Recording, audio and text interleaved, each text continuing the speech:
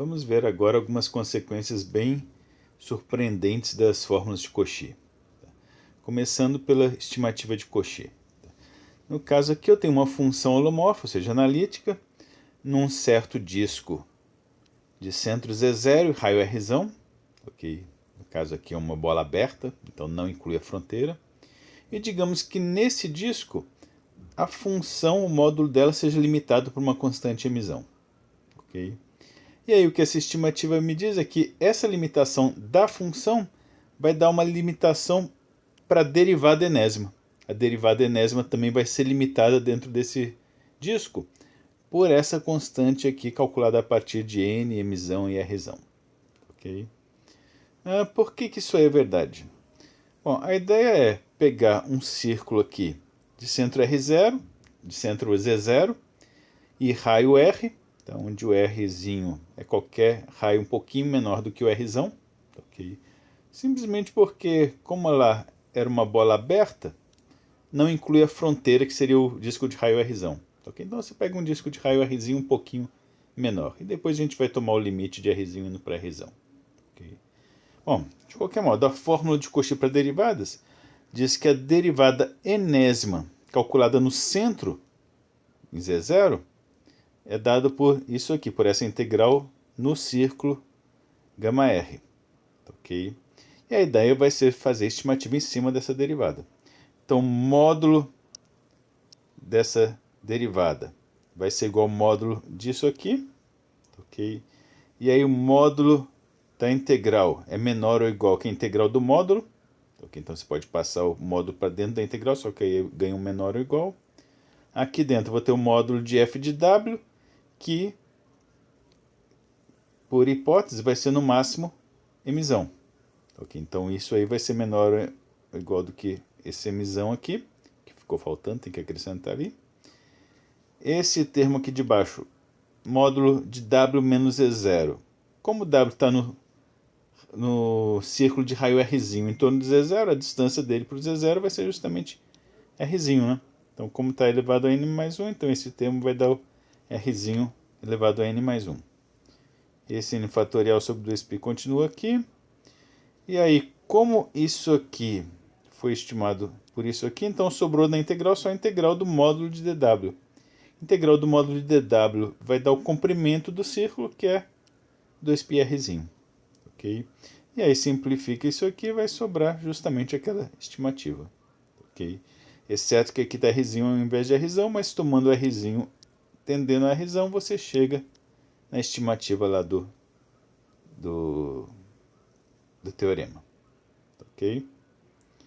Bom, então o importante é isso. Limitação na função gera limitação em todas as derivadas da função. Ok? E quanto maior for o raio, menor vai ser o valor máximo disso aqui, né? Porque se o denominador aqui vai aumentando, essa estimativa aí vai diminuindo. E aí isso leva ao teorema de Liouville, que diz que toda função inteira, ou seja, analítica no plano todo, ilimitada, vai ser constante. Ou seja, uma função que tenha derivada no plano todo e que seja limitada, ou seja, o módulo dela não vá para infinito, ela vai ter que ser constante. Okay? O que é algo meio surpreendente, né? Okay?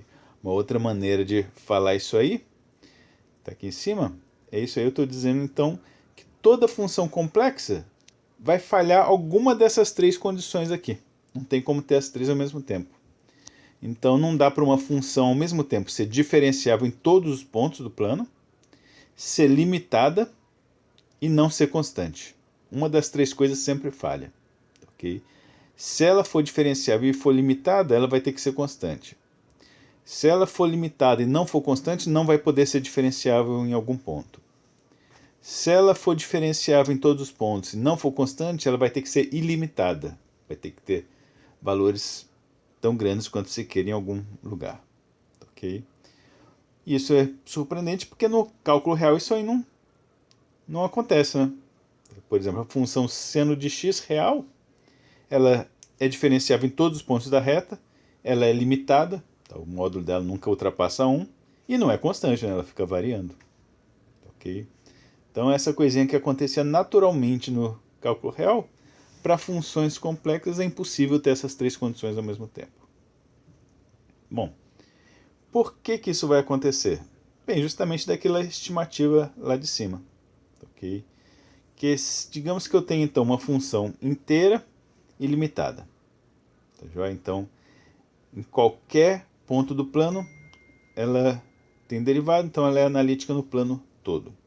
Então, se eu pegar um disco de um centro num ponto Z qualquer e um raio R qualquer, pela estimativa lá de cima, se a função for limitada, tiver uma constante emissão, tal que o módulo dela seja sempre menor ou igual que a emissão, usando essa estimativa aqui de cima, com n igual a 1 para pegar a primeira derivada, a gente obtém isso aqui, que o módulo da derivada vai ser menor ou igual que aquela mesma constante lá, só que agora dividido por r. Ok? E como r é arbitrário, ok? Então a gente pode fazer ele indo para infinito. Então módulo da derivada naquele ponto z vai ser menor ou igual que zero, né? Se isso aqui deixar o r indo para infinito, isso aí vai dar zero. Bom, como o módulo não tem como ser menor que zero, então vai ter que ser igual a zero. Então, descobri que o módulo da derivada naquele ponto z é zero. Bom, mas o ponto z é arbitrário. Então, isso significa que a derivada em qualquer ponto que eu quiser do plano vai ser zero. Se a derivada é sempre zero, então a função é constante. Ok? Então, um resultadozinho bem surpreendente. E a partir disso aí, dá para a gente provar o teorema fundamental da álgebra. Ok? A versão que está aqui diz que todo polinômio não constante vai ter sempre uma raiz complexa. Ok? Antes de ver a demonstração, deixa eu só falar que aqui diz que polinômio não constante vai ter uma raiz. Garante a existência de uma raiz. Mas se você conseguir garantir que sempre vai ter pelo menos uma raiz, então na verdade dá para mostrar que vai ter n raízes, onde n é o grau dele. Por quê?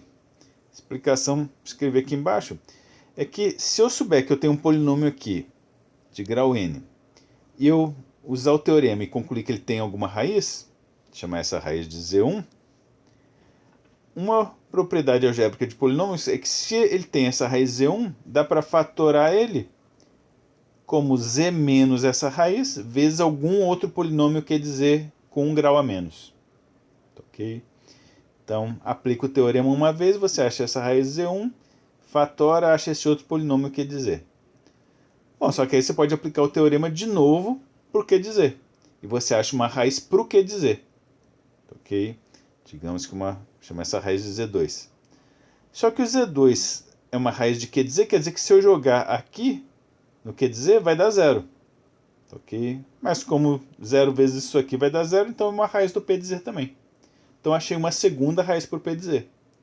Fatora de novo. E aí aplica o teorema de novo, acha uma terceira raiz, vai fazendo isso aí até achar todas as n raízes. Ok? Então basta provar que tem uma raiz, você consegue provar que vai ter todas as n raízes, contando multiplicidades. Bom, mas por que vai ter uma raiz? Como é que dá para garantir isso? Então vamos fazer aqui a demonstração. Tenho aqui um polinômio não constante de grau n. Ok, então vai ter esse formato aí. E eu quero provar que vai ter algum ponto onde esse polinômio se anula. Vou provar por absurdo. Vou supor que não exista nenhum ponto no plano todo onde o polinômio se anula. Se não existir nenhum ponto onde o polinômio dá zero, então se eu pegar essa função aqui, 1 sobre p de z, como p de z nunca vai dar zero, isso aqui vai ser analítico no plano todo. Né? Você não vai ter nenhum ponto de descontinuidade.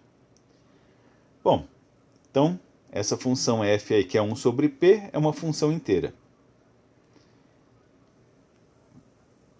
Vamos mostrar que ela é limitada. Ok? Aí tem os cálculozinhos aqui. Ok? Basicamente aqui, o que ele vai fazer? Ele vai pegar essa expressão aqui, isolar o an elevado a n, então joga todos esses outros termos para o outro lado. Ok? Então tem que ANZ elevado a N vai ser o P de Z menos aqueles termos. E aí o módulo disso aqui, o que vai ser o módulo de AN vezes o módulo de Z elevado a N, vai ser menor ou igual que a soma dos módulos de todos esses termozinhos que estão do lado de cá, nesse outro módulo. Bom, pega isso aqui agora e agora vamos isolar o P de Z. Então pega tudo isso aqui agora, joga de novo para o outro lado. Okay? Fazendo isso, você chega à conclusão que o módulo de P de Z vai ser maior ou igual que isso aqui menos todos aqueles termos. Aí dá para botar um Z, módulo de Z elevado a N em evidência. Okay? Aí vai sobrar o AN desse termo. Aí um AN menos 1 sobre módulo de Z desse termo aqui, né? Quando eu pegar isso aqui e multiplicar por Z elevado a N, vai dar aquilo ali. E assim por diante, até isso aqui, o A0, quando eu botar o módulo de Z em evidência, vai sobrar aqui dentro módulo de A0 sobre módulo de Z elevado a N. Bom, então tá aí, cheguei nisso aí. Se o módulo de P de Z é maior ou igual que isso aqui, então o módulo de F de Z, que é 1 sobre ele, vai ser menor ou igual, certo? Como eu inverti, botei o P de Z no denominador, então o que era maior ou igual vira menor ou igual. Que o inverso disso aqui tudo, que vai dar o inverso do Z elevado a N, e 1 vezes 1 sobre tudo aquilo ali. Ok? Bom, e agora é pegar o limite. Pega módulo de Z indo para infinito, e aí o que vai acontecer? Isso aqui vai para zero, certo? Módulo de Z está indo para infinito, isso aqui vai para 1 sobre infinito, vai para zero. Mesma coisa com esses termos aqui, né? Constante sobre o módulo de Z, quando Z vai para infinito. Isso aqui vai para zero, isso aqui vai para zero, isso aqui vai para zero.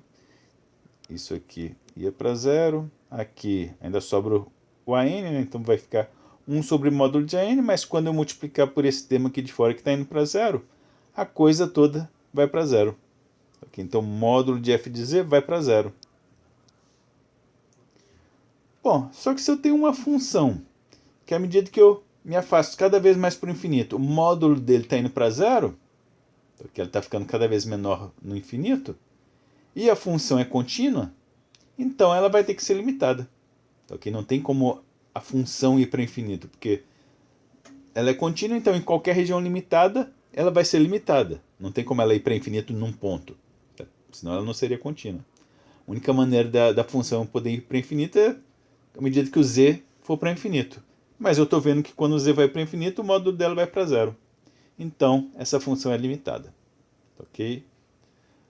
Bom, só que como ela é uma função inteira e é limitada, o teorema que a gente acabou de ver me diz que ela vai ser constante. Ok?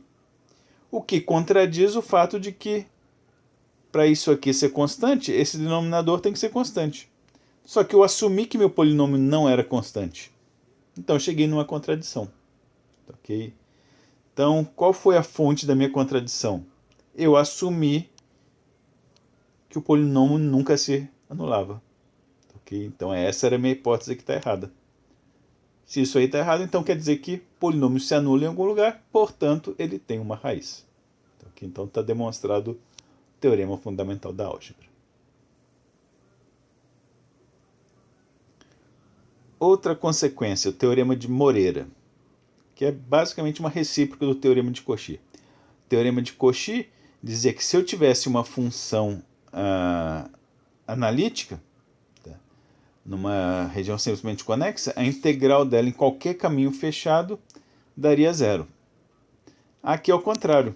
Eu estou com uma função que eu ainda não sei que é analítica, só sei que ela é contínua, mas digamos que eu saiba que a integral dela em qualquer caminho fechado se anule. Isso me permite concluir que ela vai ser analítica, vai ser holomorfa nessa região. Ok? Aqui nesse livro não tem a demonstração, mas a ideia da demonstração é bem simples. A gente já viu que se isso aqui acontecer, se a integral se anular em qualquer caminho fechado, o que dá para concluir? Se eu pegar dois pontos quaisquer, ligar eles por um caminho e por outro, a integral por esse caminho e a integral por aquele caminho tem que dar igual. Porque juntando os dois forma um caminho fechado. E o caminho fechado a integral dá zero, então quer dizer que nesse caminho aqui tem que ser igual naquele lá para poder cancelar. Ok? Então o fato da integral em caminhos fechados se anular implica que a integral entre dois pontos não depende do caminho. E a gente já viu que nesse tipo de situação dá para usar então essas integrais para construir uma primitiva para a minha função.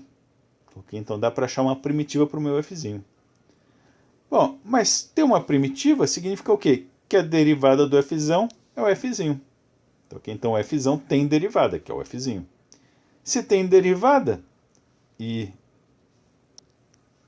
essa derivada é o fzinho é contínua, está definida em toda aquela região D, então isso significa que o fzão é analítico, né? Se é analítico significa isso, tem derivada em todos os pontos ali. E a gente já viu também que se uma função é analítica, ela tem todas as derivadas de todas as ordens e todas as derivadas também são analíticas. Okay? Então se o fzão é analítico, o fzinho, que era justamente a primeira derivada dele, também é analítico. Então pronto, está demonstrado que o fzinho é analítico naquela região ali. Outro resultado bem surpreendente, porque é completamente diferente do que acontecia em cálculo real. Se eu tiver uma região aberta, conexa, e uma função analítica ali, então se existir algum ponto lá dentro da minha região, tal que o módulo da função naquele ponto seja o maior valor do módulo da função em toda a região, então a função vai ser constante. Ok? Em outras palavras, se eu tiver algum ponto de máximo local, como nesse desenho aqui em cima, ok? Isso aí, ou seja, um ponto lá dentro da minha região, onde o módulo da função é maior ou igual que todos os outros pontos, não tem nenhum ponto mais alto do que ele. Para isso acontecer, a função vai ter que ser constante, ou seja, na verdade não tem esse morrinho aqui, ela teria que ser um gráfico horizontal, assim, digamos assim. Não, todos os pontos teriam que estar na mesma altura. Não dá para ter um ponto dentro da região, no interior da região, que seja realmente mais alto do que os outros. Okay? Ou ele está na mesma altura de todos os outros, ou tem algum ponto ainda mais alto do que ele.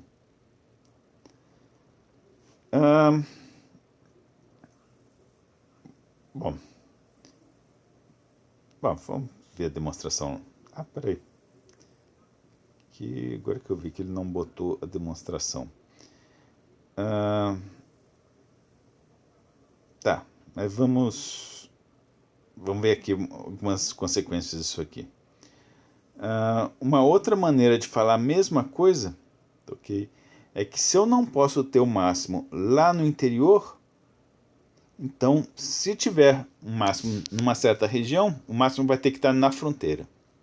Okay? Esse teorema aqui só se aplica para impedir máximos no interior da região, na fronteira pode ter. Okay? Então, em geral, é isso que vai acontecer. Se você pegar qualquer região, o maior valor do módulo da função, de uma função analítica ali, vai estar sempre acontecendo na borda. Então, se você estiver procurando máximos, procura sempre só na borda. Okay? E a mesma coisa quase vale também para mínimos locais. Não dá para... Você pode até ter mínimo local, certo? Um ponto no interior, onde o módulo da função seja o menor possível, naquela região. Mas para ter o mínimo local, ele tem que ser zero. Ok? E para ver isso aí, basta você pegar esse teorema do módulo máximo e aplicar a função 1 sobre f. Ok? Então, se não tiver nenhum ponto onde a função se anule, se não tiver justamente esse ponto de mínimo nulo, então essa função seria analítica. Né? Se o denominador não se anula, então 1 sobre f é analítico. E aí, ter um ponto de máximo disso aqui, aplicar o teorema do módulo máximo nisso aqui, equivale a ter um ponto de mínimo do denominador. Certo? O máximo da fração acontece no mínimo do denominador. Como eu não posso ter máximo para essa função aqui, então não posso ter mínimo para aquele denominador fzinho, a menos que ele seja zero, que aí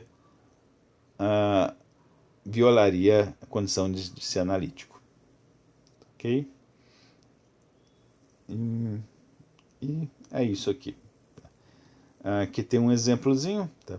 Vai procurar o máximo do módulo da função seno de z nessa retângulo aqui, nesse quadrado. E a ideia aqui, deixar para vocês lerem, é basicamente, por esse teorema, você não precisa realmente procurar o máximo dentro do quadrado, basta procurar em cada segmento da fronteira. Okay? E aí aqui é só usar a definição do seno de número complexo, vira isso aqui, aí tira o módulo disso, vai chegar nessa expressão aqui depois de uma simplificaçãozinha. E aí depois é só analisar os valores disso aí ao longo de cada linha da fronteira, até achar o máximo.